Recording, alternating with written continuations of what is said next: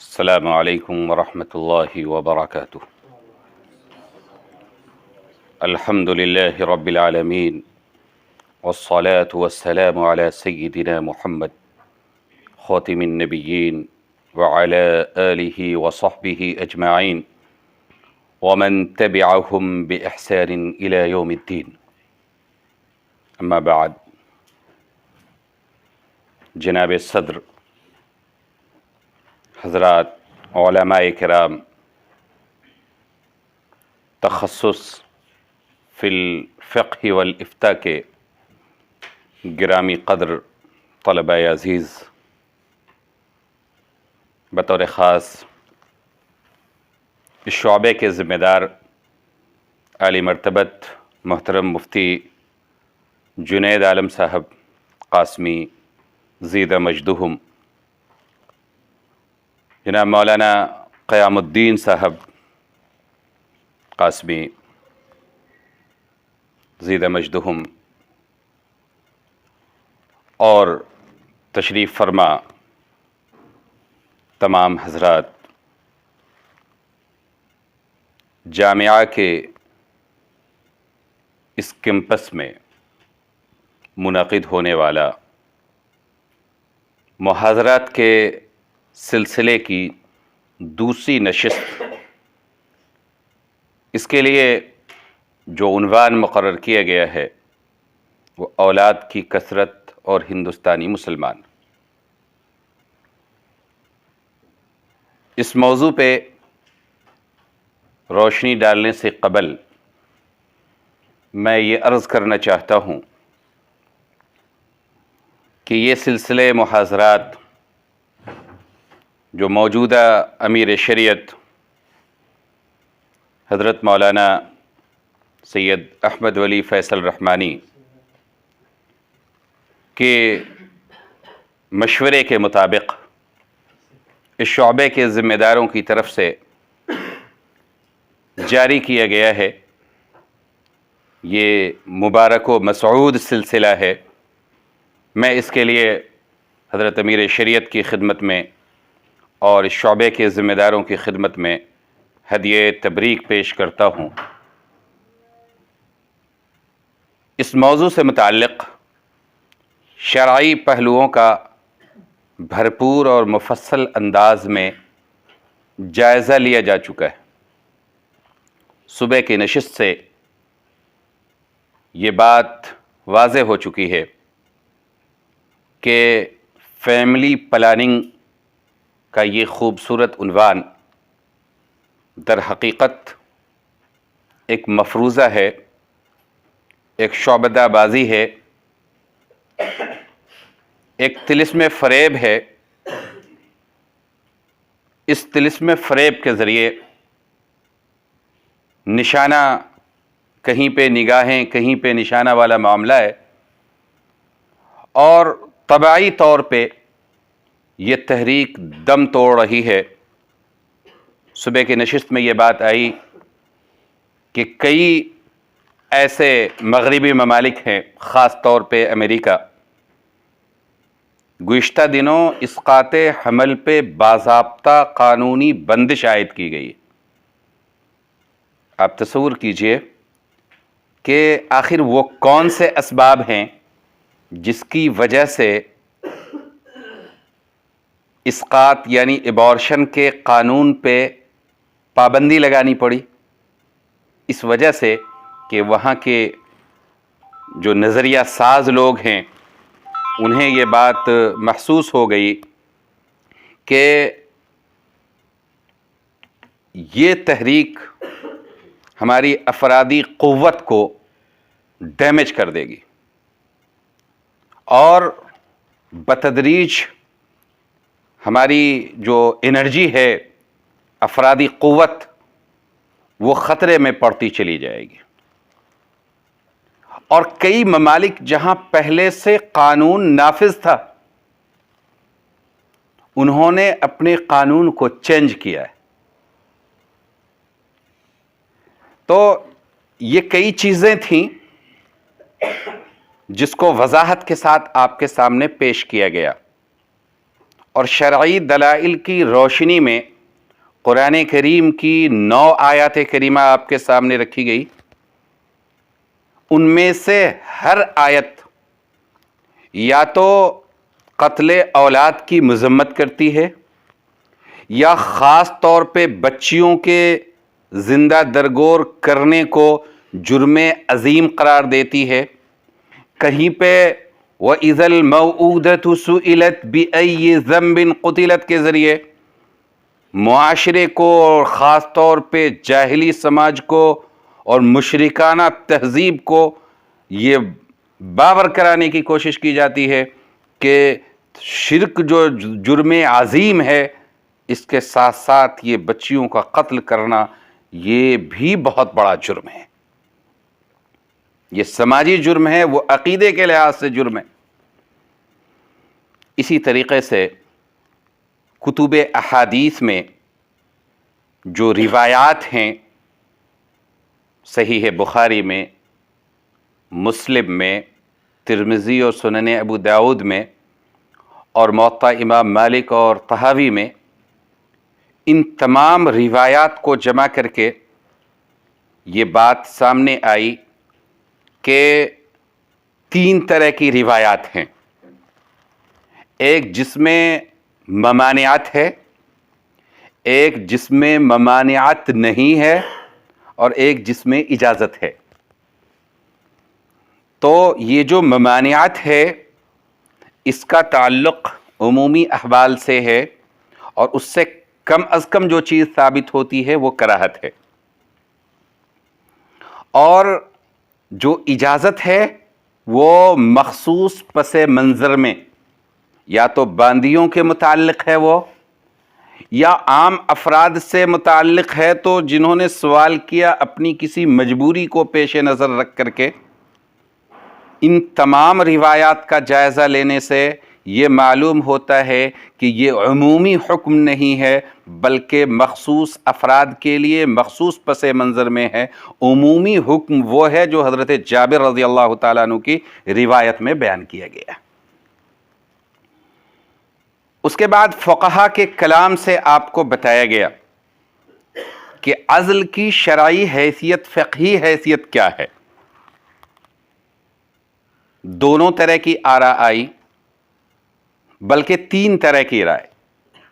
ایک تو جو حضرات بالکل اس کو ناجائز قرار دیتے ہیں، دوسرا طبقہ جو کراہت کے قائلین پر مشتمل ہے، اور تیسرا طبقہ جو تفصیل کرتا ہے کہ اگر کوئی ضرورت ہے تو ٹھیک ہے اور ضرورت نہیں ہے تو ٹھیک نہیں ہے. المختار للفتویٰ یہ تیسرا قول ہے. یہ شرعی اور فقہی پس منظر آپ کے سامنے وضاحت کے ساتھ پیش کیا گیا. یہاں پہ ہمیں یہ جائزہ لینا ہے کہ اس ملک میں، ملک ہندوستان جس کے لیے ہماری بڑی قربانیاں ہیں، ہمارے اسلاف کی بڑی قربانیاں ہیں،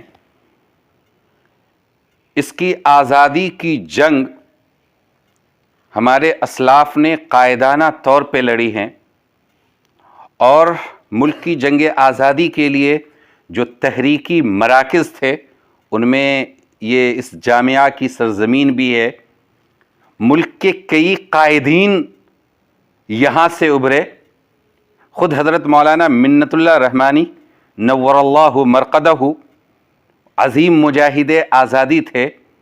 اس موضوع پہ میرا ایک مضمون دارالعلوم دیوبند کے ترجمان ماہنامہ دارالعلوم میں 2 قسطوں میں شائع ہوا ہے، حضرت مولانا منت اللہ رحمانی بحیثیت مجاہد آزادی. تو آپ اس کو پڑھ کر کے اندازہ کر سکتے ہیں کہ کیا قربانیاں ہیں.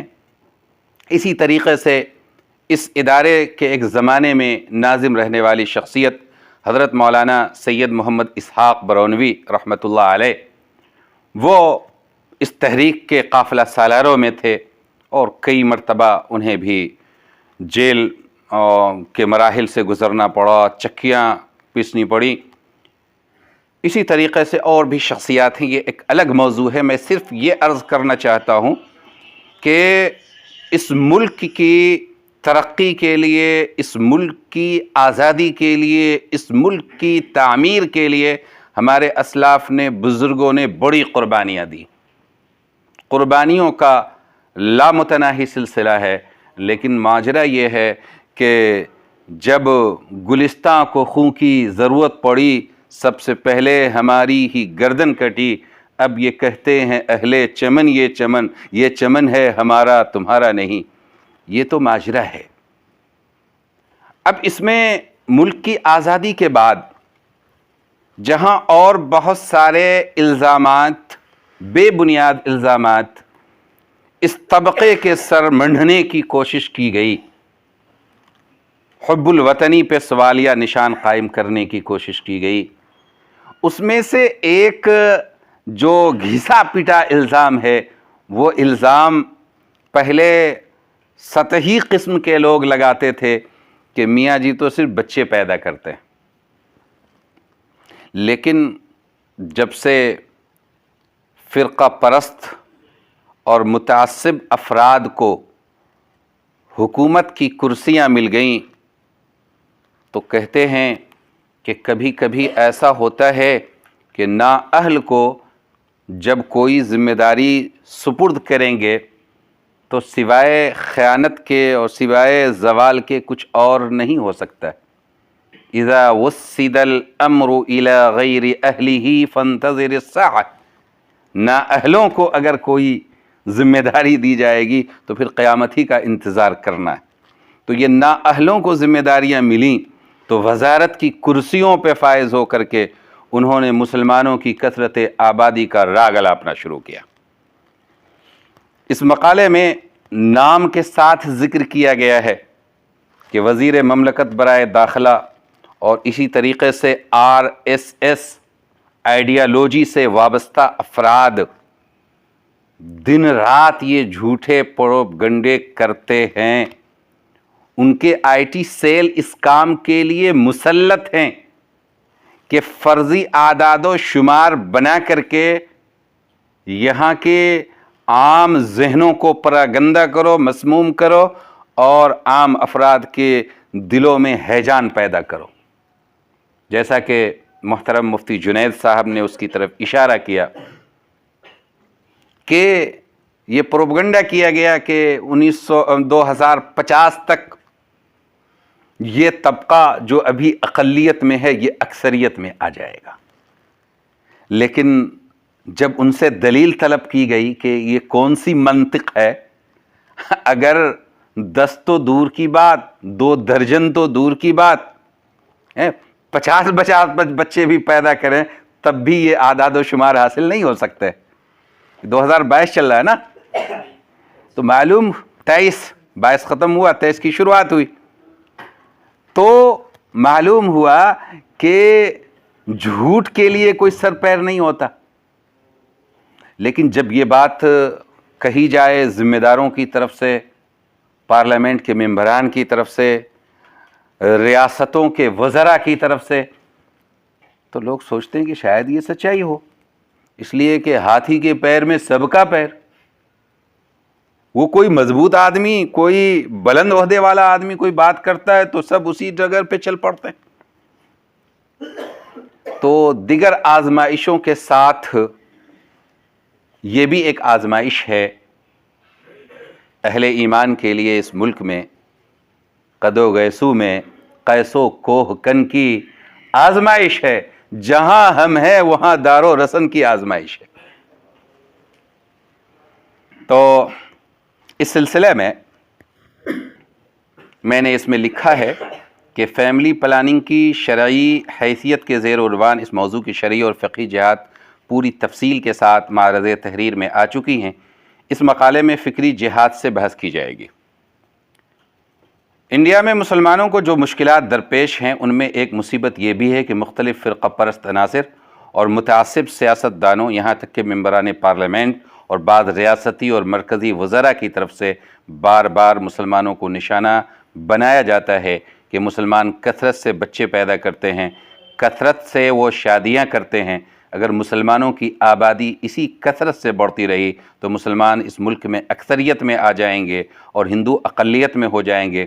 بطور خاص گزشتہ ایام میں سابق وزیر مملکت برائے داخلہ کرن رجیجو، ساکشی مہاراج اور RSS سے وابستہ کئی نام نہاد لیڈروں کی طرف سے کثرت آبادی کے حوالے سے مسلمانوں کو مورد عتاب بنانے کی کوشش کی گئی۔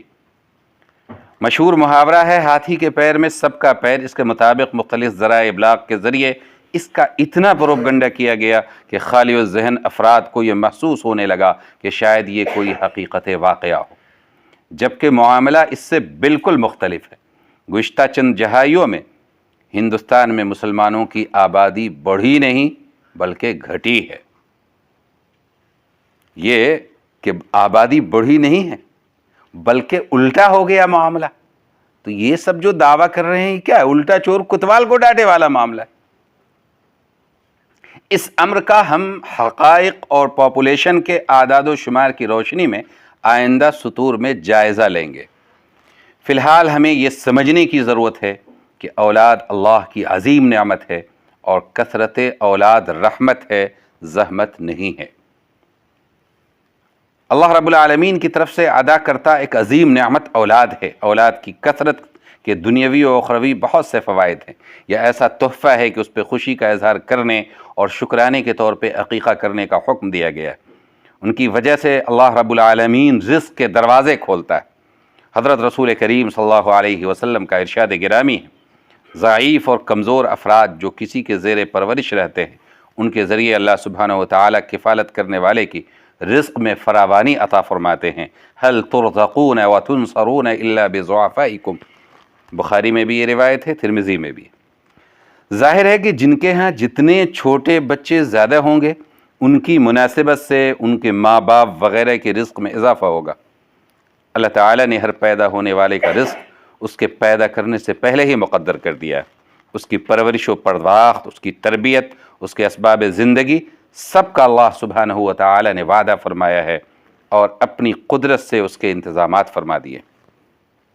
یہ ایک پہلو ہے دنیا پہ کہ اللہ تعالیٰ نے وعدہ کیا ہے کہ ان کے ذریعے سے تمہارے رزق میں اضافہ کیا جاتا ہے۔ رزق میں اضافے کے جو اسباب ہیں شریعت میں، اس میں سے ایک سبب نکاح کرنا بھی ہے۔ ان یکونوا فقراء یغنیہم اللہ من فضلہ۔ ابھی مفتی قیام الدین صاحب بتا رہے تھے کہ انکحوا الایام منکم میں اس سے اگلی آیت یہی ہے کہ اگر وہ غریب ہوں گے، فقیر فقراء کا لفظ ہے، تو اللہ اپنے فضل سے بے نیاز کر دے گا۔ تو اللہ فضل سے بے نیاز کرے گا آگے کے تمام مراحل میں، یعنی بچے پیدا ہوں گے تب بھی، بچے بڑے ہوں گے تب بھی ان کی کفالت کرے گا اللہ تعالیٰ۔ جب معمولی افراد کی پرورش کے ذریعے اللہ تعالیٰ وعدہ کر رہا ہے کہ ان کے ذریعے تمہیں رزق دیتا ہے اللہ تعالیٰ، تو پھر ان کے بارے میں گھبرانے کی کیا ضرورت ہے؟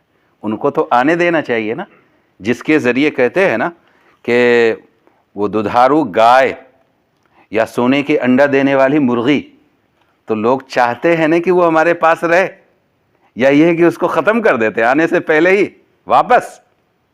ان کے ذریعے اللہ تعالیٰ رزق کے دروازے کھولے گا۔ یہ تو دنیا کا معاملہ ہے، اور یہ مشاہدہ ہے۔ ایک مشاہدہ شادی کے بارے میں ہے اور ایک مشاہدہ حج کے بارے میں۔ حج کرنے کے بعد اللہ تعالیٰ رزق کے دروازے کھول دیتا ہے، یہ بھی مشاہدات میں شامل ہے۔ آخرت کی زندگی میں بچوں سے اتنا بڑا فائدہ ملنے والا ہے کہ اس مادی زندگی میں ان فوائد کا تصور بھی نہیں کیا جا سکتا۔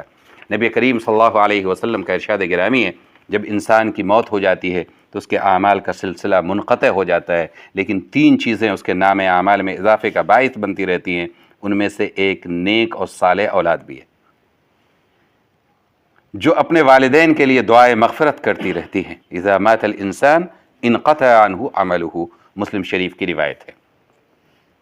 اسی طرح ایمان والی اولاد کو جو اگرچہ اعمال میں والدین سے کم ہوں، انہیں بھی ایمان والے والدین کو حاصل شدہ اخروی درجات و مراتب تک پہنچا دیا جاتا ہے۔ یہ دونوں طرف سے معاملہ ہے. ایمان ہے تو اولاد کو بھی اللہ تعالیٰ والدین سے ملا دیں گے. والذین آمنوا واتبعتهم ذریتهم بایمان الحقنا بهم ذریتهم. سورہ طور میں اللہ تعالیٰ نے فرمایا اولاد کی کثرت کو نبی کریم صلی اللہ علیہ وسلم نے پسند فرمایا اور نکاح کے لیے ایسی لڑکی کے انتخاب کو بہتر قرار دیا جو زیادہ محبت کرنے والی اور جس سے زیادہ اولاد کی پیدائش ممکن ہو. اب اس پہ بعض حضرات اعتراض کرتے ہیں اقلیت پسندوں کی طرف سے، غامدیت زدہ افراد کی طرف سے، کہ یہ پتہ کیسے چلے گا کہ یہ عورت زیادہ بچہ دینے والی ہے، اس کا مطلب کچھ اور ہے. لیکن صحیح بات یہ ہے کہ ایک تو بات یہ ہے کہ وہ بانجھ نہ ہو، یہ پہلی بات ہے. جب بانجھ نہیں ہے تو اللہ رب العالمین کی ذات سے امید ہے کہ اس کے ہاں بچے کی ولادت ہوگی.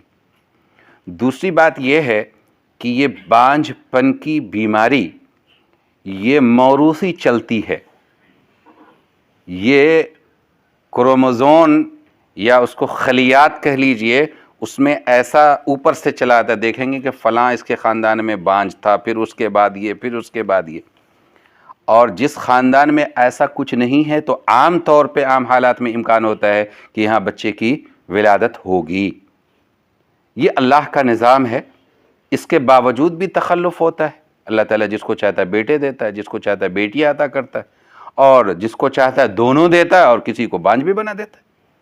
یہ اللہ کا نظام ہے. لیکن عام حالات میں جب تندرست ہو شوہر، تندرست ہو بیوی، تو اب کیا ہونا ہے؟ اللہ رب العالمین کی طرف سے بچے کی ولادت ہونی. تو رسول اللہ صلی اللہ علیہ وسلم نے فرمایا تزوجوا الودود الولود فانی اباہی بکم الامم یوم القیامہ. ابو داؤد اور نسائی کی روایت ہے، وہ صحیح روایت.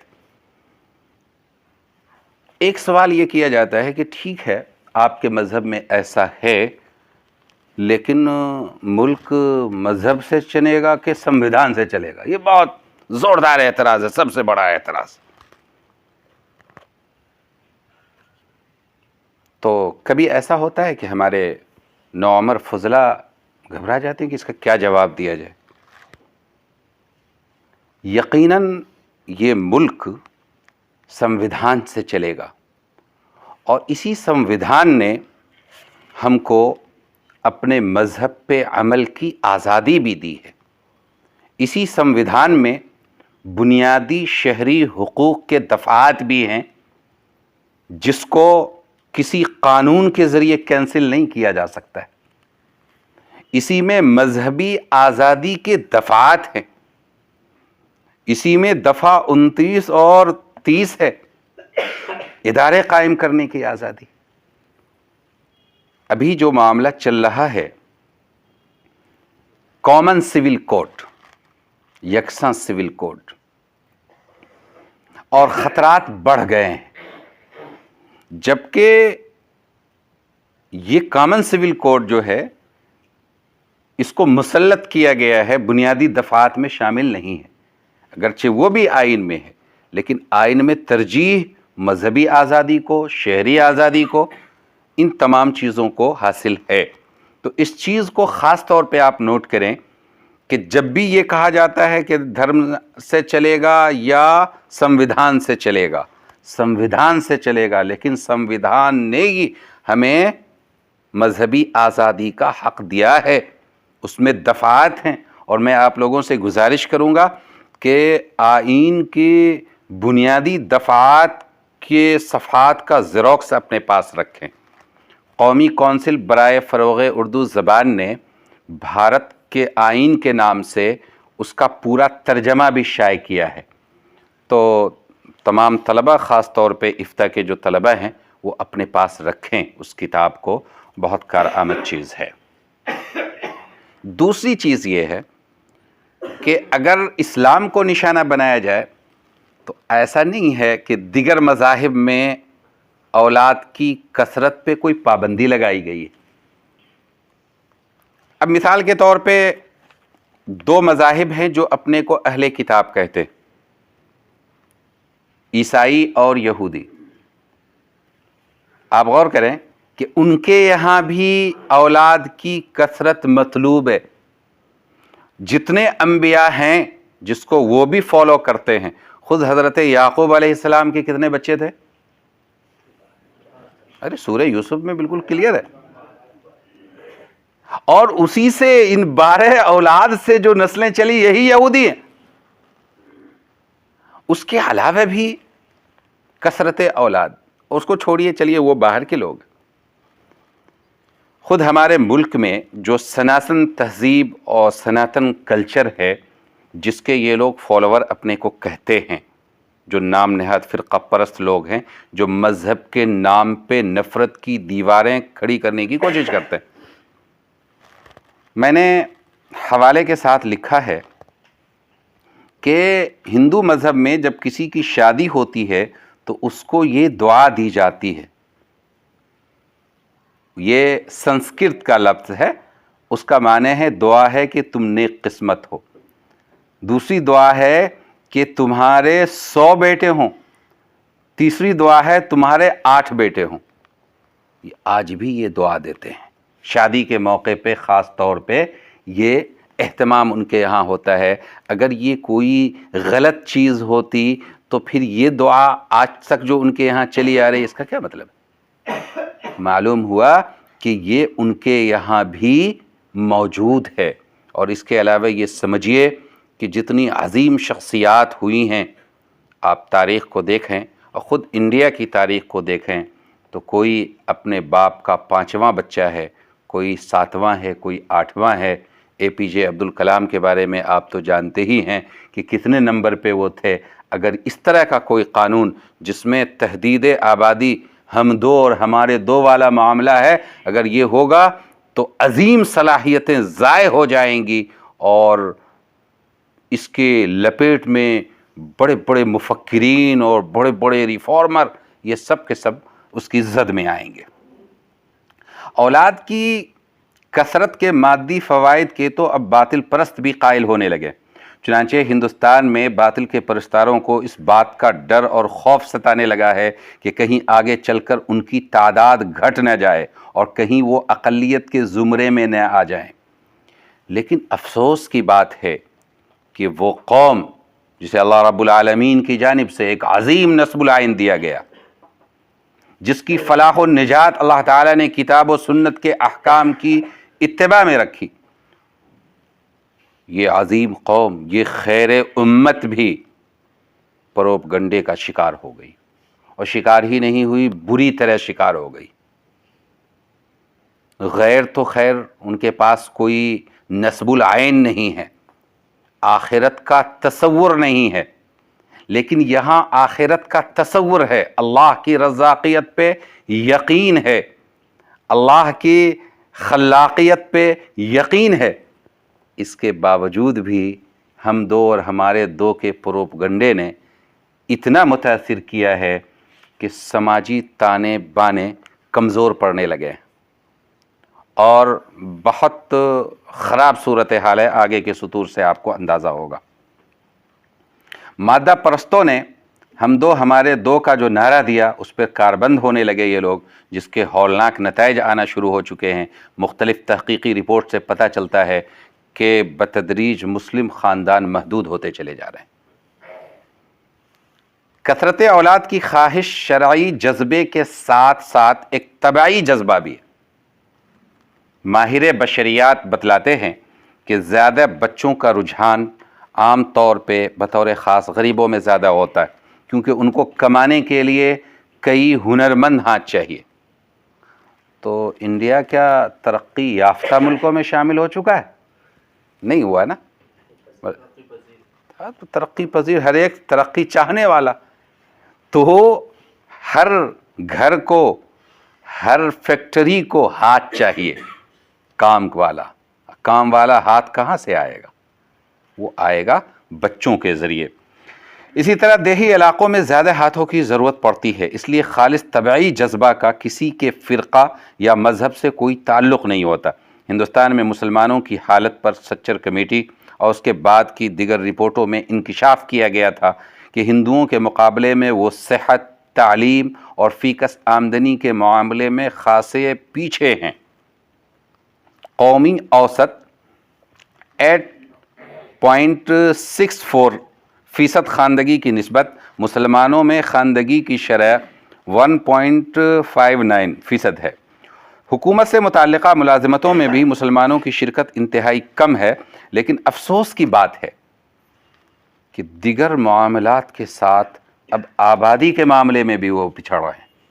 مطلب یہ پہلے یہ تھا کہ آبادی ٹھیک ٹھاک تھی، باقی چیزوں میں پیچھے تھے، تو چلیے دیکھ لیا جاتا، اس کو حالات کو بہتر بنانے کی کوشش کی جاتی۔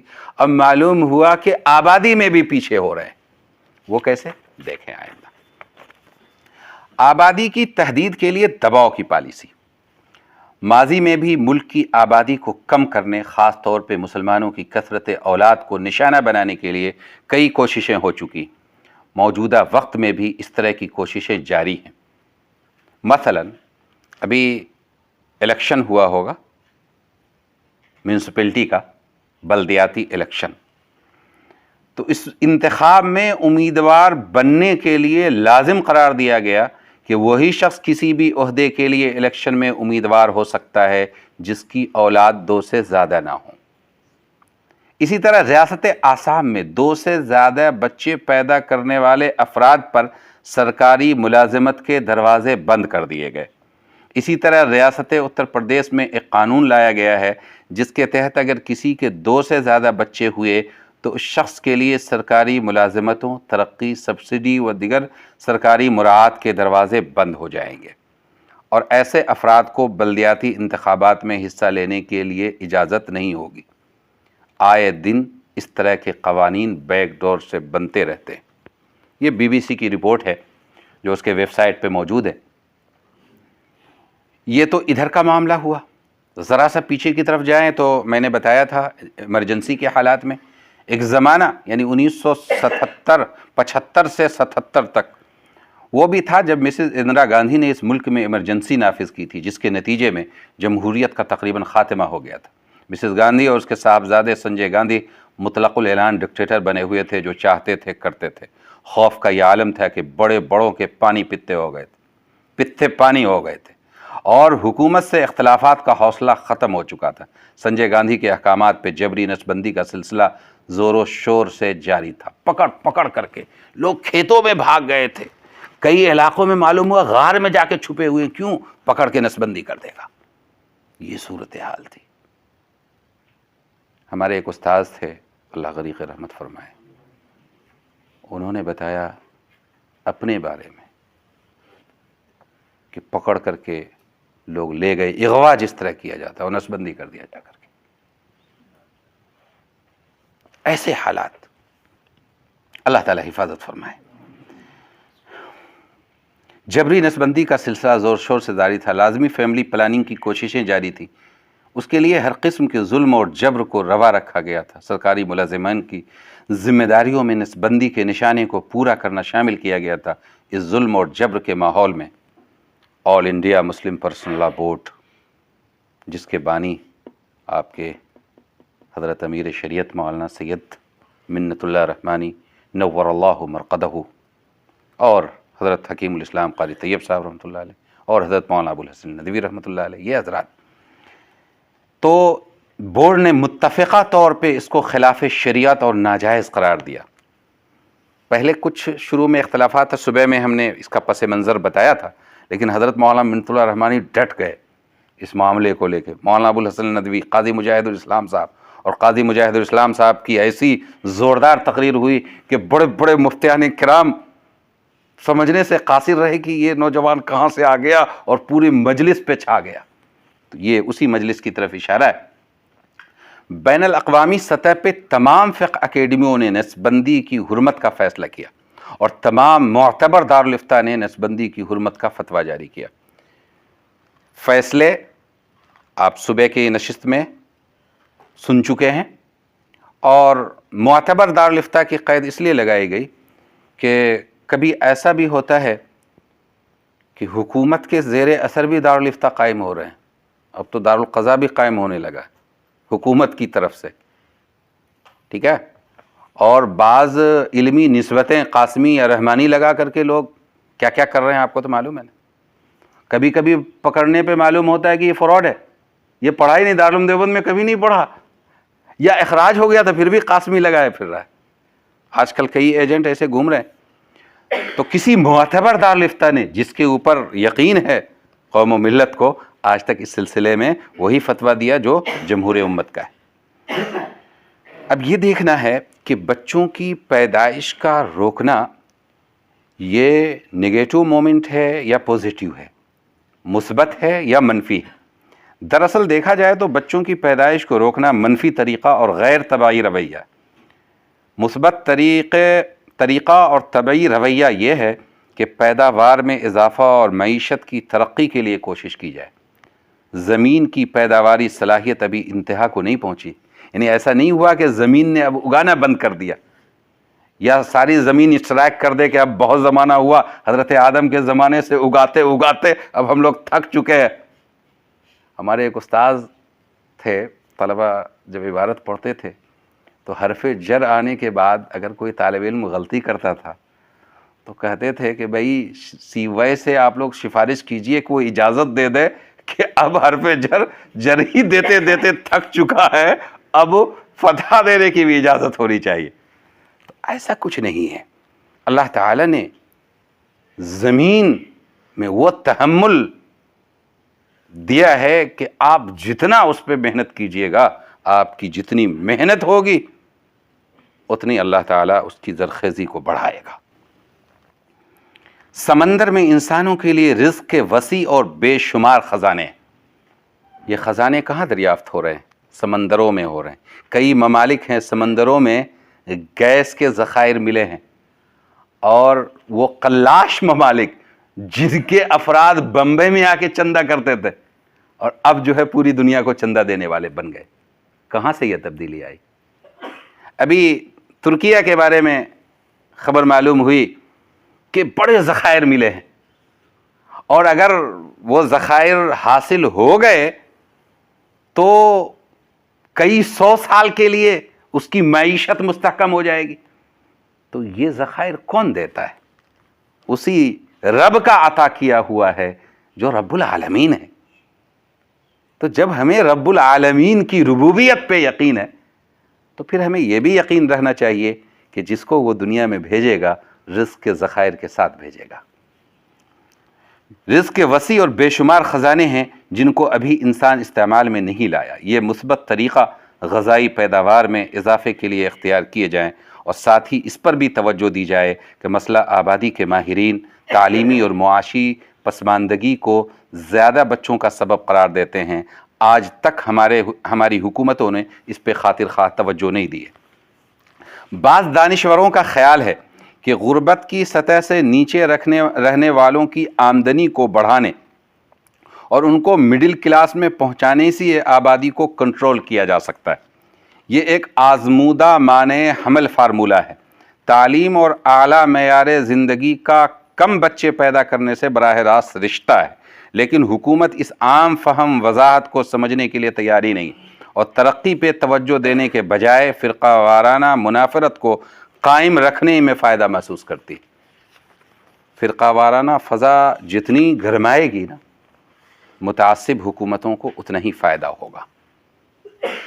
کسی ایک فرقے کو نشانہ بنانے کے بجائے حکومت کو عوام کے معیار زندگی بلند کرنے پہ توجہ دینی چاہیے، جس سے خود ہی خاندان چھوٹے ہو جائیں گے اور ملک بھی خود کفیل ہو جائے گا.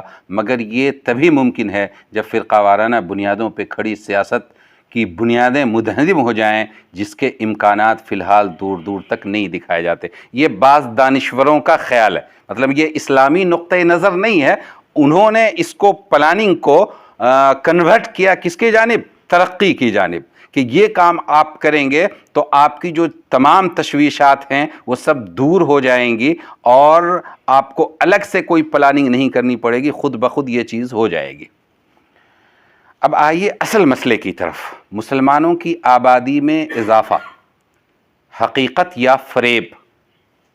جہاں تک ہندوستان میں آبادی کے پھیلاؤ کا معاملہ ہے تو حقیقت یہ ہے کہ دونوں مذاہب کی آبادی میں اضافے کی شرح میں کمی آئی، یعنی مسلمانوں کی آبادی میں بھی کمی ہوئی ہے اور غیر مسلموں کی آبادی میں بھی کمی ہوئی ہے. مسلمانوں کی آبادی میں افزائش کی شرح 5.29 سے کم ہو کر کے 6.24 ہو گئی ہے، یعنی جو کہ تقریباً 5% ہے، اور یہ سب سے زیادہ کمی ہے۔ آج تک اتنی کمی محسوس نہیں کی گئی تھی، ریکارڈ نہیں کی گئی تھی۔ بھارت میں سن 2011 میں ہونے والی مردم شماری پر مبنی رپورٹ کے مطابق ملک میں مسلمانوں کی تعداد 22.17 کروڑ تک پہنچ گئی ہے، جبکہ ہندوؤں کی تعداد 63.96 کروڑ ہے۔ مجموعی طور پر مسلمانوں کی آبادی کے بڑھنے کی رفتار میں کمی آئی ہے، جبکہ ہندوؤں میں افزائش کی شرح 92.19 سے 76.16 ہو گئی ہے، اور یہ کمی تقریباً 3% ہے۔ یہ بی بی سی کی ایک رپورٹ کے مطابق ہے جو ذکر کیا گیا ہے۔ آزاد انڈیا میں پہلی مردم شماری 1951 میں ہوئی تھی، اور آخری مردم شماری 2011 میں ہوئی، اور ایک مردم شماری ابھی شروع ہوئی ہے ریاستی پیمانے پر، اور یہ ذاتی جن گننا، دیکھیے کیا نتیجہ نکلتا ہے۔ یہ مردم شماری یہ ریسرچ سینٹر کے حوالے سے بیان کیا گیا ہے۔ ذرا غور کریں کہ سن 2011 کی مردم شماری کے مطابق ہندوؤں کی آبادی میں اضافے کی شرح 76.16%، جبکہ 10 سال پہلے یہ شرح 92.19% تھی۔ اس سے یہ دلچسپ حقیقت بھی سامنے آئی کہ گزشتہ 10 سالوں میں مسلمانوں کی آبادی میں اضافے کی شرح میں ہندوؤں کے مقابلے میں کمی آئی ہے۔ یہ میری جو تحقیق ہے وائس آف امریکہ کی رپورٹ کے مطابق ہے۔ تو معلوم ہوا کہ ان سے بھی پچھڑ چکے ہیں برادران وطن سے، جو ہم پہ الزام دیتے ہیں کہ یہ بچے زیادہ پیدا کرتے ہیں۔ بہرحال اب اسی کے مقابلے میں مسلمانوں کی آبادی میں اضافے کی شرح پہ غور کریں، جو RSS کے مطابق گہری تشویش کا سبب ہے۔ اچھا، تشویش کچھ نہیں ہے، وہ خوب جان رہے ہیں کہ ہو کیا رہا ہے، یہ صرف نفرت پھیلانے کا کاروبار ہے۔ ملک میں پہلے مسلمانوں کی آبادی 5.29% کی شرح سے بڑھ رہی تھی، جو اب کم ہو کر 6.24% ہو گئی ہے۔ مطلب یہ ہے کہ مسلمانوں کی آبادی کے اضافے میں تقریباً 5% کمی آئی ہے۔ آبادی میں جو اضافے کا ریشیو تھا اس میں 5% کمی آ گئی ہے، جبکہ ہندو آبادی کی رفتار تقریباً 3% کم ہوئی ہے۔ معلوم ہوا کہ ہماری آبادی ان سے زیادہ گھٹ رہی ہے۔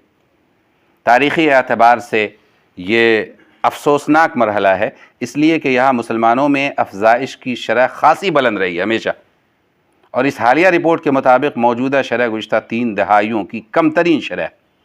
1991 میں یہ شرح 5.34% رہی، جو کہ 2001 میں کم ہو کر 5.29% تک پہنچ گئی۔ ٹائمز آف انڈیا کی ایک رپورٹ کے مطابق ملک کی تمام قابل ذکر مذہبی برادریوں میں ان دونوں دہائیوں کے درمیان آبادی کی شرح نمو میں سب سے کم گراوٹ ہندوؤں کی ہوئی ہے، جبکہ جین اور بدھ جیسی چھوٹی برادریوں کی آبادی تیزی سے گھٹی۔ دی وائر کی رپورٹ ہے کہ سب کی آبادی گھٹ رہی ہے، اس کا تعلق کسی مذہب سے نہیں ہے۔ اور ایک اور چیز ہے، دی وائر کے نامہ نگار نے ڈاکٹر فیضان مصطفیٰ کا انٹرویو نشر کیا۔ وہ کہتے ہیں کہ بھارتی مسلمانوں میں خاندانی منصوبہ بندی کی شرح زیادہ، کثرت ازدواج کا رجحان سب سے کم، اور فرٹیلیٹی کی شرح ہندوؤں سے کم ہے۔ تو اب معلوم ہوا کہ کہتے تھے کہ سب سے زیادہ شادی مسلمان کرتا ہے، بچے مسلمان پیدا کرتا ہے، تو یہ بھی فریب، یہ بھی فریب، دونوں باتیں فریب۔ اب دیکھیے آگے نسب بندی۔ یہ تو ظاہر ہے کہ آپ علماء کرام کا فتویٰ، شرعی حقیقت، دینی بنیاد سب کچھ سمجھ چکے ہیں کہ وہ حرام ہے، لیکن جب یہ امت دین سے دور ہوتی ہے تو کیا کیا مصیبتیں آتی ہیں۔ دیکھیے بھارت میں 2015 تا 2016 میں کیے جانے والے نیشنل فیملی ہیلتھ سروے کے اعداد و شمار کے مطابق مسلمانوں میں نسب بندی کی شرح 44% ہے، جبکہ ہندوؤں میں صرف 32% ہے۔ کتنا بڑا فرق ہے. کہاں سے یہ فکر پیدا ہوئی؟ کس چیز نے مجبور کیا کہ صاحب اپنی بیویوں کی نسبندی کرا کر کے بیٹھے ہوئے ہیں؟ کبھی کوئی شوہر نسبندی کرا کے بیٹھا ہوا ہے کہ اللہ کی رزاقیت پہ یقین نہیں رہا، کہ اللہ کی خلاقیت پہ یقین نہیں رہا؟ کیا کر رہے ہیں؟ یہ لمحہ فکریہ ہے. 1991 تا 1992 میں کیے جانے والے سروے میں ہندوؤں میں نسبندی کی شرح 29%، جبکہ مسلمانوں میں 4.14% تھی، یعنی صرف 5%، اور اس میں بڑھ کر کے یہاں تک پہنچ گئی. یعنی مسلمانوں میں نسبندی کا رجحان تیزی سے بڑھ رہا ہے. یہ وہ چیز ہے جس پہ ہمیں توجہ دلانی پڑے گی. یہ اتنے کم وقت میں اتنا رجحان آ گیا کہ لگتا ہے کہ کوئی ایسا کام ہے ترقی کا یا نجات کا یا فلاح کا کہ کود کود کے کر رہے ہیں کہ دوسری قوموں سے آگے بڑھ گئے. اب آئیے تعدد ازدواج کا معاملہ، یعنی ایک سے زیادہ شادیاں کرنا. اکثر کہا جاتا ہے کہ مسلمانوں کی کئی بیویاں ہوتی.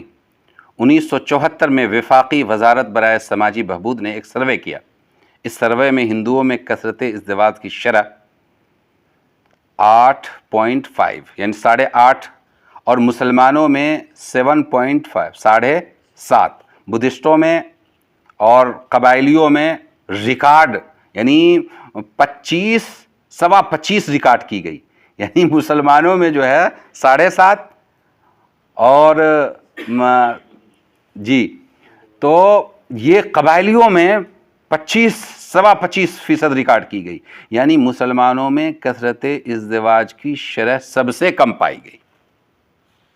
تب کہتے ہیں کہ جس کا کہیں فسانے میں ذکر نہ تھا اور وہی بات اسے ناگوار گزری ہے، کہ کہیں نہ تو بیوی بیچارہ شادی بھی زیادہ نہیں کر رہا، بچے بھی زیادہ نہیں پیدا کر رہا، اور اسی پہ ڈیبیٹ چل رہا اور بحثیں ہو رہی ہیں، چینلوں پہ ہنگامے ہو رہے ہیں، لٹ بازیاں اور مکے بازیاں ہو رہی ہیں.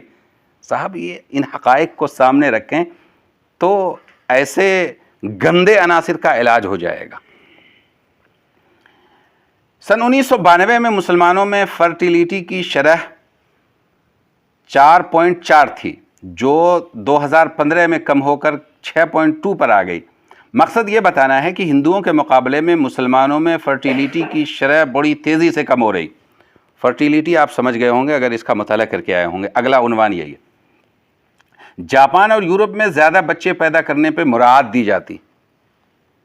چائنا میں انہوں نے قانون لگایا تھا پہلے 2 بچے، پھر اس کو اور آگے بڑھایا، کہا صرف 1 بچہ، اور پھر لگا کہ بھائی بچے کم ہو رہے ہیں، فیکٹریوں میں کام کرنے والے نہیں مل رہے ہیں، فوج میں روزگار کرنے والے نہیں مل رہے ہیں، تو پھر انہوں نے اس قانونی بندش کو ختم کیا.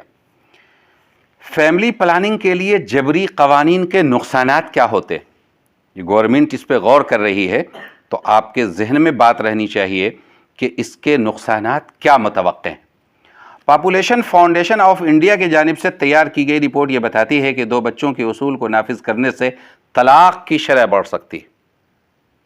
1 بچی سے، 1 خاتون سے 2 بچہ ہو گیا، اب اس سے بچہ تو ہونا نہیں ہے، معاملہ ختم ہو چکا ہے نا، اب کوئی امید نہیں ہے نا. نساؤکم حرث لکم، کھیتی اب بنجر ہو چکی، قانونی طور پہ آپ مجبور ہیں. تو کیا ہوگا؟ خلاف مزاج کوئی بات ہوگی، آپس میں کچھ کہا سنی ہوگی، طلاق کی نوبت آئے گی. اس سے خواتین کے حمل گرانے کی شرح میں بھی اضافہ ہوگا. استقرار حمل ہو گیا، قانون نافذ ہے کہ 2 ہی رہنا ہے، تو اب وہ تھوڑی نہ دیکھے گی کہ 4 مہینہ ہوا کہ 5 مہینہ 7 مہینہ کہ 8 مہینہ. وہ قانون کی بندش سے بچنے کے لیے بچے کو شکم مادر میں ہی اس کو ختم کر دیا جائے گا. اور اس سے جنسی تناسب کم ہو جائے گا. ایک شخص سے 2 اولاد پیدا ہوئی، دونوں بیٹی. اب معلوم ہوا کہ آگے یہ غیر قانونی جو وہ ہوتا ہے الٹرا ساؤنڈ ہوتا ہے، اس کے ذریعے پتہ چلانے کی کوشش کی گئی. پتہ چلا کہ تیسری اولاد جو آنی ہے وہ بھی بیٹی. کیا کرے گا وہ آدمی؟ یقینی طور پہ اس کو ختم کروائے گا. اور اس وقت تک ختم کرواتا رہے گا جب تک کہ اس کو یقین نہ ہو جائے کہ آنے والا مہمان بیٹا ہے. تو ایک بیٹی اور اس کے بعد پھر دوسری بیٹی کا کوئی متحمل نہیں ہے، اب وہ اس کو بیٹا چاہیے. تو یہ خواتین کے ساتھ کتنی بڑی ناانصافی ہوگی، اس کا آپ اندازہ کر سکتے ہیں.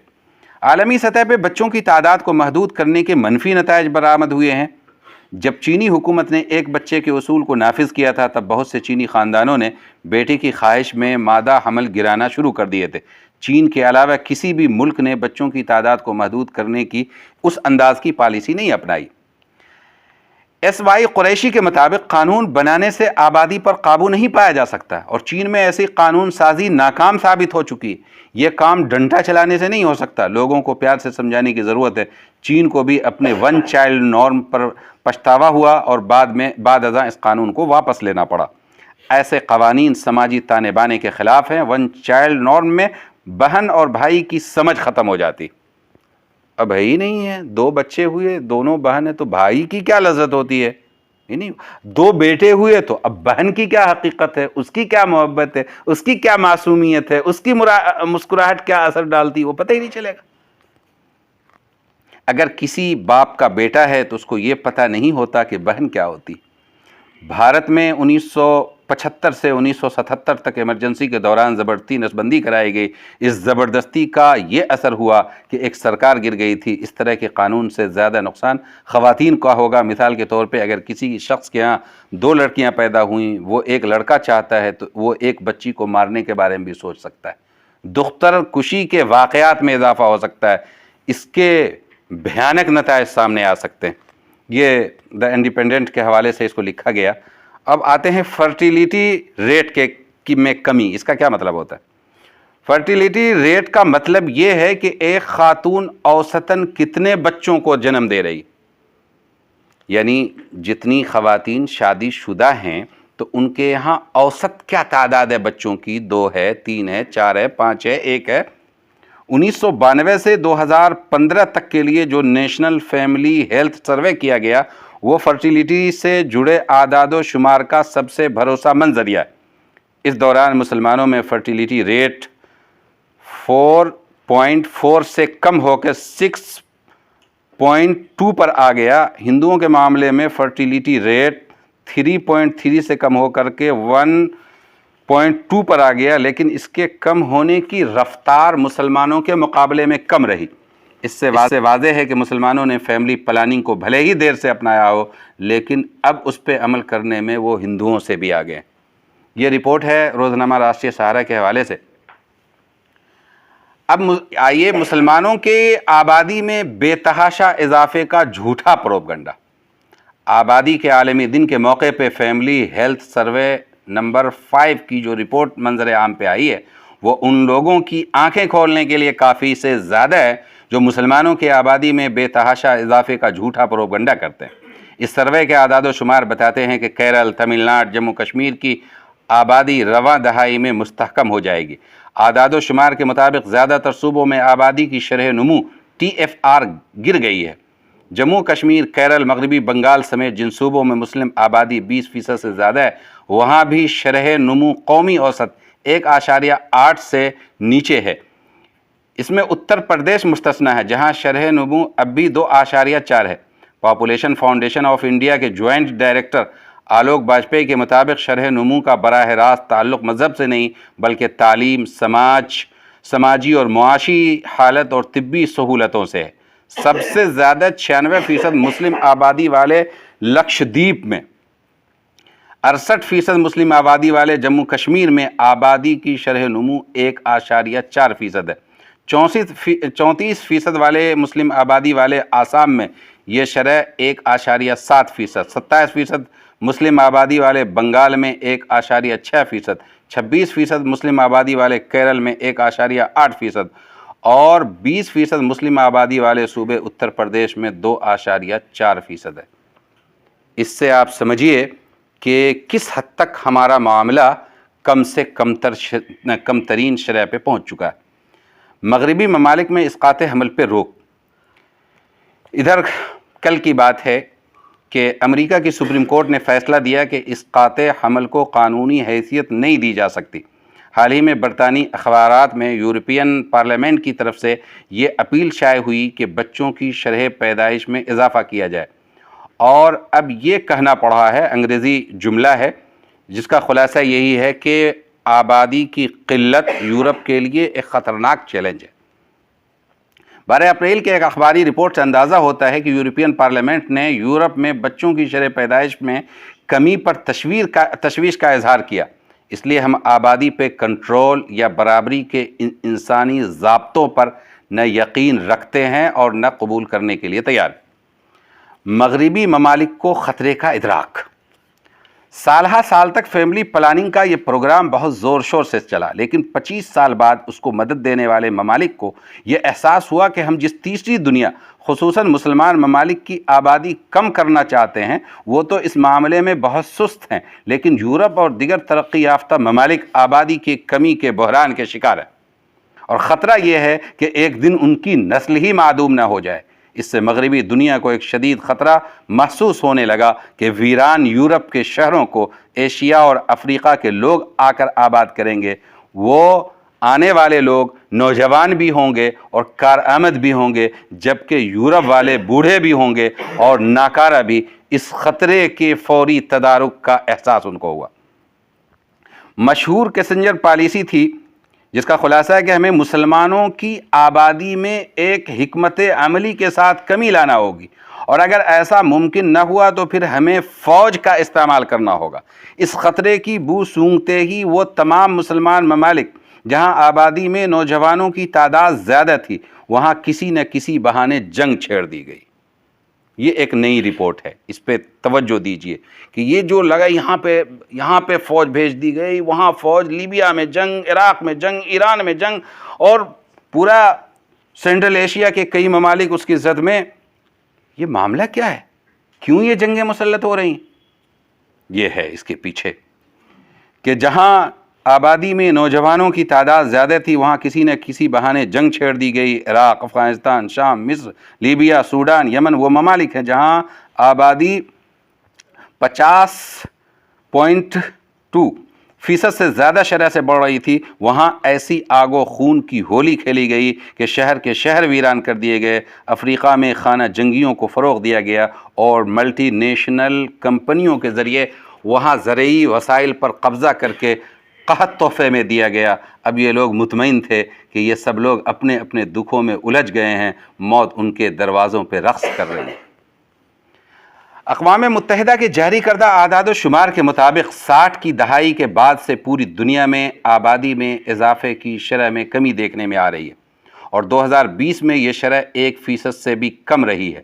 تاہم جہاں پوری دنیا میں آبادی میں اضافے کی شرح 1% سے بھی کم رہی، پاکستان میں یہی شرح 9.1% ریکارڈ کی گئی۔ اس سے ملتی جلتی صورتحال ہندوستان کی بھی ہے۔ خلاصہ کلام، مذکورہ تفصیلات کا خلاصہ یہ ہے کہ ہندوستان میں مسلمانوں کی اولاد کی کثرت کے معاملے کو جس طرح ہوا بنا کر پیش کیا گیا، یہ سراسر فریب، دھوکہ اور بددیانتی پر مبنی، جبکہ حقیقت یہ ہے کہ مسلم آبادی مجموعی تناظر میں بڑھ نہیں رہی بلکہ گھٹ رہی ہے۔ جیسا کہ مذکورہ تفصیلات سے واضح ہے، بحیثیت مسلم امہ ہماری یہ ذمہ داری ہے کہ شریعت کے مزاج کے مطابق تعلیم و تربیت کے اہتمام اور کسب معاش کی محنت کے ساتھ کثرت اولاد پر بھی نظر رکھیں۔ مجبوری اور ضرورت کے حالات مستثنیٰ ہیں۔ ہر قسم کی بے عملی اور بیکاری سے بچیں، اس لیے کہ اسلام انسان کو بیکاری اور لہو و لعب سے روکتا ہے، نیز محنت اور تجارت پر زور دیتا ہے۔ دوسری بات یہ ہے کہ جن لوگوں کے ہاتھوں میں ملک کی باغ ڈور ہے انہیں چاہیے کہ وہ اپنی نفرت انگیز سیاسی پالیسیوں کو تبدیل کرے، مذہبی تعصبات کو دور کرے اور ملک کی افرادی قوت کو مثبت کاموں میں لگائیں، فضول خرچیوں کو روکیں اور روکنے کے لیے قانون بنائیں۔ گزشتہ سالوں میں بالی ووڈ فلم فیسٹیول یا دیگر غیر ضروری پروگراموں پر جو رقم خرچ کی گئی، اگر وہ رقم کسی فلاحی اور سماجی کام پر خرچ ہوتی تو اس سے ملک کی بہت بڑی رفاہی خدمت انجام پا سکتی تھی۔ ملک کے حکمرانوں کو چاہیے کہ وہ چین کی طرح افرادی قوت پر اپنی نظر مرکوز رکھیں اور افرادی صلاحیت کو پروان چڑھائیں تاکہ لوگوں کے اندر فنی اور تکنیکی صلاحیت پیدا ہو سکے۔ آبادی سے پیداوار میں اضافہ ہوتا ہے، جتنے ہاتھ اتنے کام کی مثال مبنی بر حقیقت ہے۔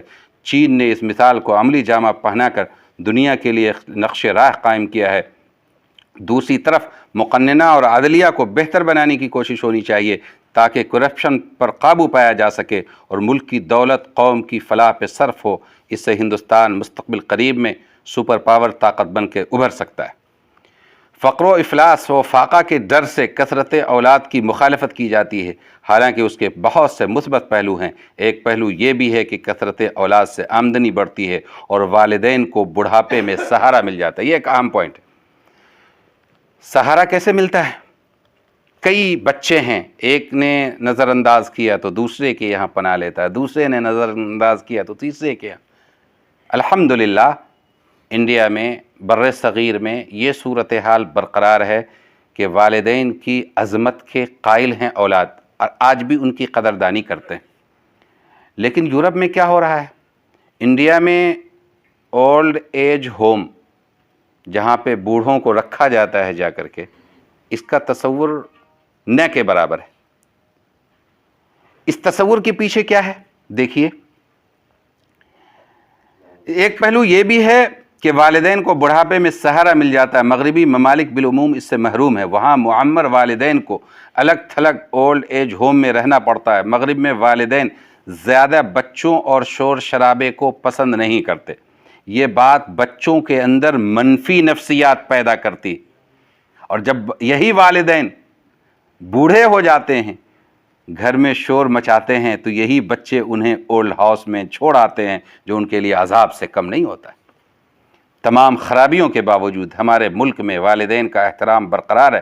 اگر تحدید آبادی کے چکر میں مغرب کی بیجا نقالی کی گئی تو کوا چلا ہنس کی چال، اپنی چال بھی بھول گیا، تو خدا نخواستہ ہم اس دولت سے بھی محروم ہو جائیں گے، دیگر بہت سی نعمتوں سے محروم ہوتے چلے جائیں گے۔ لہٰذا آئیے ہم خالق کی عظیم منصوبہ بندی کے مطابق کام کریں۔ اس عظیم کائنات میں پھیلے ہوئے رزق کے مخفی خزانوں کی جستجو میں بھرپور کوشش کریں۔ اللہ کی عطا کی ہوئی اولاد کی نعمت کی بھرپور دینی و روحانی تربیت کریں، اور اللہ کے عادلانہ قوانین کے نفاذ کی صحیح کریں، اس لیے کہ اسی میں پوری انسانیت کی فلاح و نجات ہے۔ اور فیملی پلاننگ کے راہ سے اللہ کے غیظ و غضب کو دعوت دینے والے کام نہ کریں۔ واللہ هو الموفق، وآخر دعوانا الحمد للہ رب العالمین۔